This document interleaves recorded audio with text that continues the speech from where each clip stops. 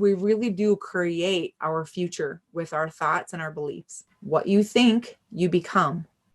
What you feel, you attract. What you imagine, you create. So think about the things and outcomes you want. That's the barrier crusher. Let yourself start to perseverate and think about and wrap yourself around that spark, that dream, that thing that you wanted to do. But, okay, so everybody who had a thought of, oh, well, I always wanted to paint, but I don't know, somebody told me I wasn't a good painter, but I don't have the time. But Mel Robbins, who wrote How to Stop Screwing Yourself, one of the top TED Talks, she talks about this, that in that 5 seconds, you have this instinct, you have this push, you really think, oh, I could do it. You remember that spark. And then that persona jumps in, that stop, that but gets in your way. In the book, The Joy Plan, she calls it the bitch in your head. So you literally have, Brene Brown calls it your gremlin, who's there like, who do you think you are? Right? Because nobody cares what you have to say. Nobody wants to see the art that you would create, etc. So you have this person in your head that gives you these negative comments. And I was literally driving in the car to do a presentation. I was listening to the Joy Plan on audio, and she went through some of hers, and mine started to come up like yours might be right now. And I started crying. It's hard. It's hard. We've been listening to those voices most of our lives. Yeah, no one wants to hear you talk. You talk too much. You have too much energy. You're off-putting for people. You're not goal-oriented. You're not supposed to do anything. Why would you even try? You're never going to get there. These constant comments that I have going through my head, and you have some too. What are they? What you do is you write down your negative thoughts, which you just started to do, and then you can actually give those negative thoughts a name. Chatty Cathy, I think, is what she called hers. So she would just be like, oh, there goes Chatty Cathy again. No, thank you. Bye-bye, Chatty Cathy. I don't need to hear you right now, right? So you literally recognize the thought and go, bye-bye.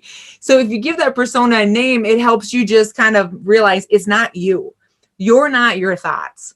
This negative stuff that's going around in your head is a pattern that you've created in your life based on other people's ideas. So it's time to take back you. Take back you. So you can be your special true self. So you can find your true inner joy. Not some fake outside thing, that temporary happiness, but that inside joy and contentment that you are enough.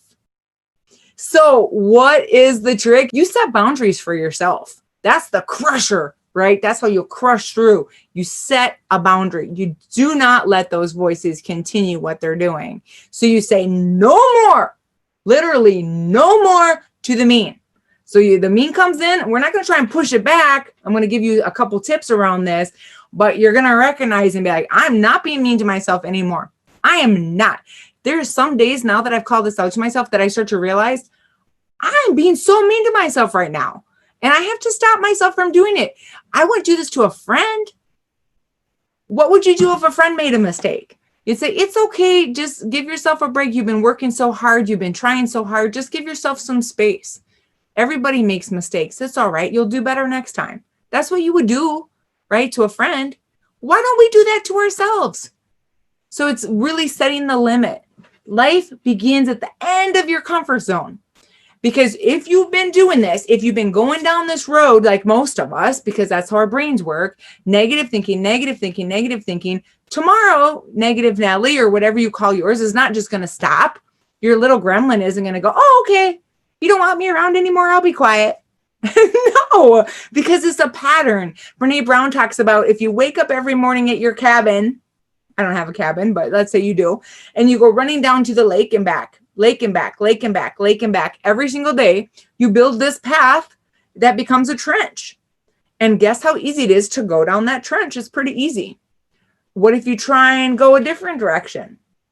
It's not going to be as easy. So what I'm talking about doesn't feel 100% comfortable when you first start. If you're going to start stepping in, leaning into being uncomfortable to try and reach your dreams, maybe you will be judged. Maybe you'll judge yourself. And she said, Brene Brown says, you will fail. If you dare greatly, you will fail. No question. There will be times that you will fail. There's no way around it. But you'll be living your true self. You will be working toward that goal or that dream. And so, yes, you'll fail, but you will have more joy because you're not living in absence of your true self. You're inviting that in. You're daring greatly to be who you were meant to be.